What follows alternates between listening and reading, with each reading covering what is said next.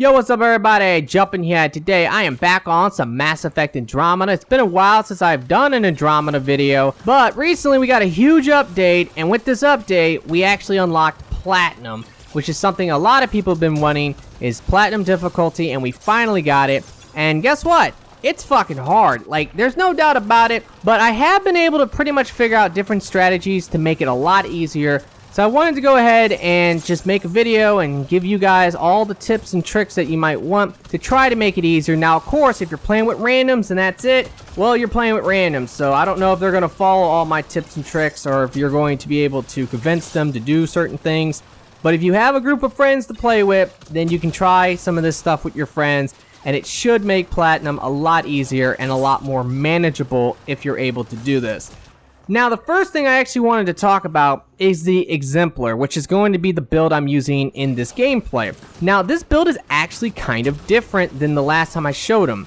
The only thing that is really different, though, is that I have changed energy drain and overload. I go for recharge speed now instead of damage, and I'm also thinking about not going for regeneration in his fitness tree, and instead getting the damage resistance for evading and also getting the movement speed. Because we have new weapons now, and they're pretty dope.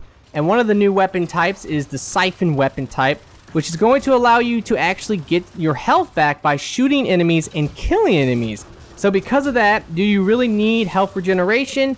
Not really. The delay on this guy is not like super important because he has energy drain. So his shield's coming back.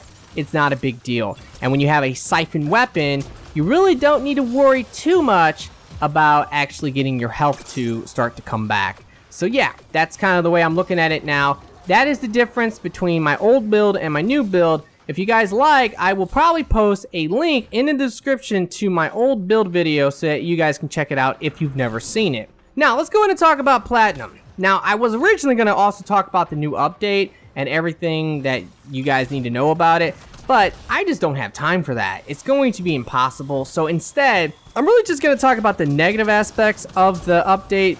Now, I think that the update overall is great, but there is a couple things they did that is really stupid. And one of these things really will affect Platinum. It makes it so much fucking harder if you get bad objectives. And that is the big downside. Now, the first thing I'm going to recommend for Platinum, if you want to make it easier and you have a group of people to play with, try doing a combo team.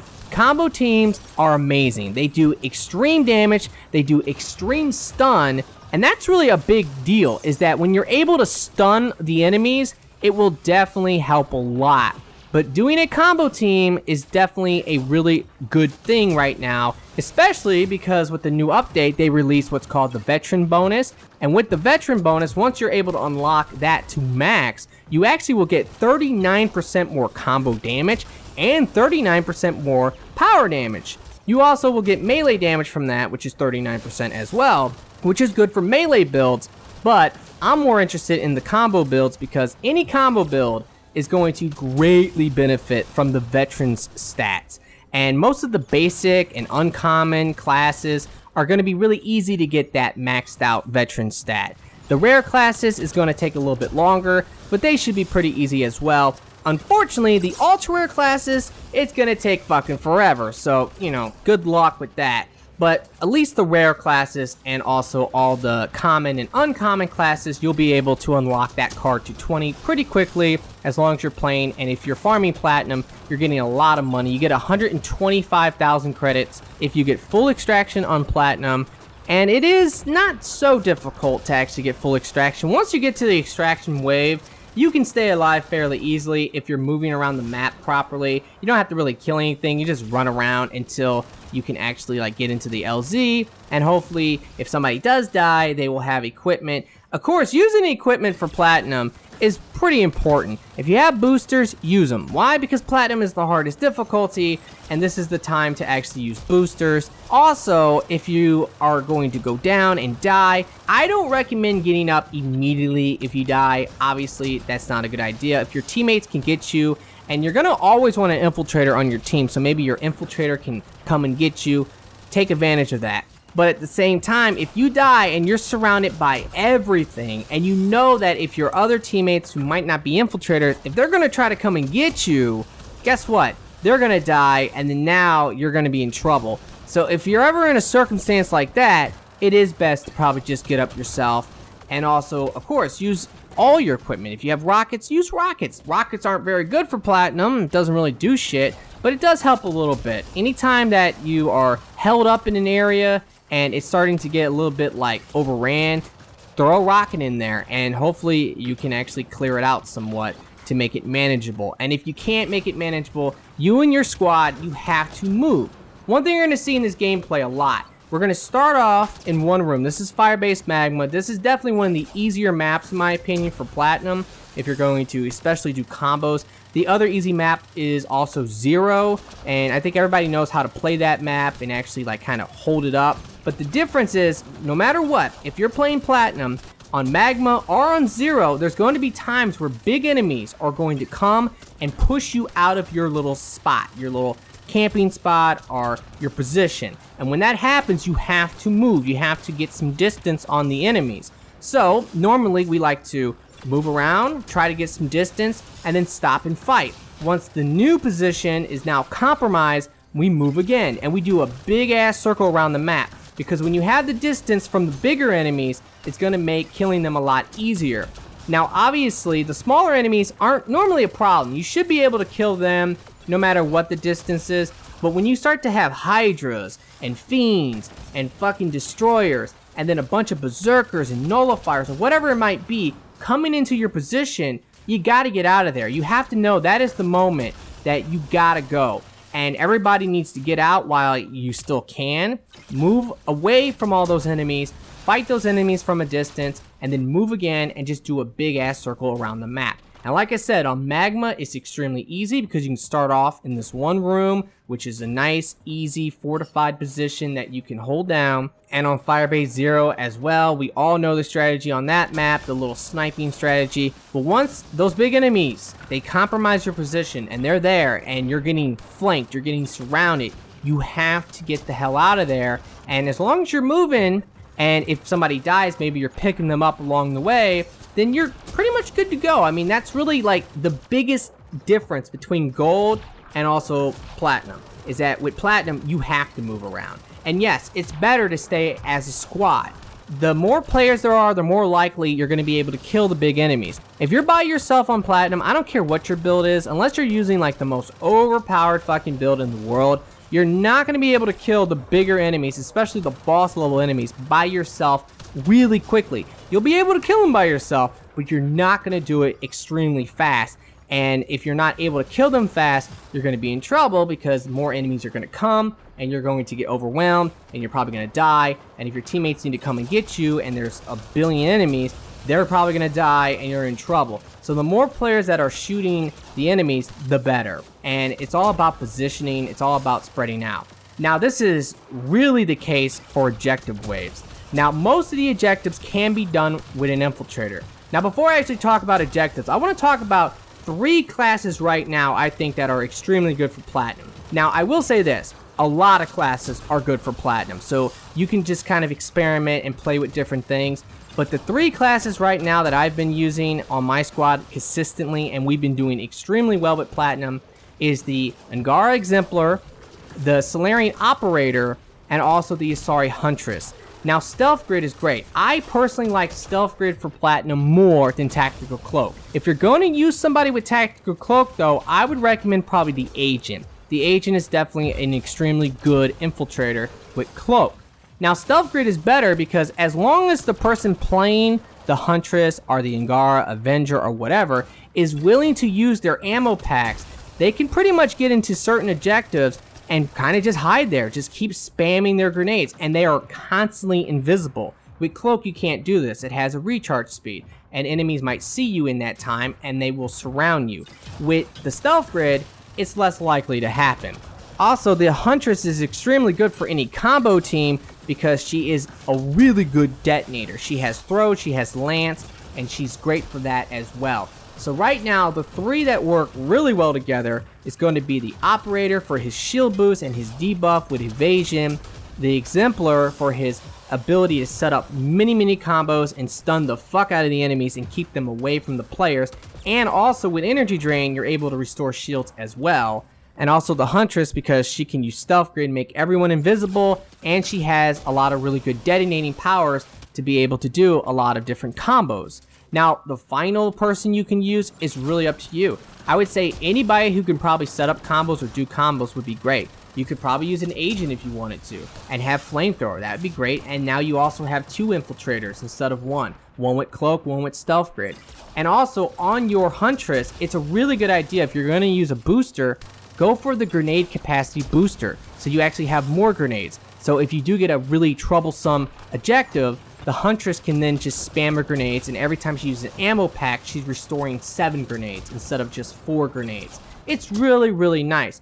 Like I was saying, let's talk about objective waves. Most objectives can be done by your infiltrator. If you have devices, obviously that's easy. Infiltrator will be able to get that no problem. Also retrieval, where you have to carry the package to the LZ. That's also extremely easy for the infiltrator to do. But then you start to get into the harder ones. Now, one that is probably the easiest one, but it can also be extremely challenging sometimes, is the boss wave. Because with the boss wave, you're going to first fight normally like a smaller guy. If you start with Outlaw as your starting faction, it will always be a Saboteur, which is a purple one. Then it's going to be a Berserker, which is a purple one.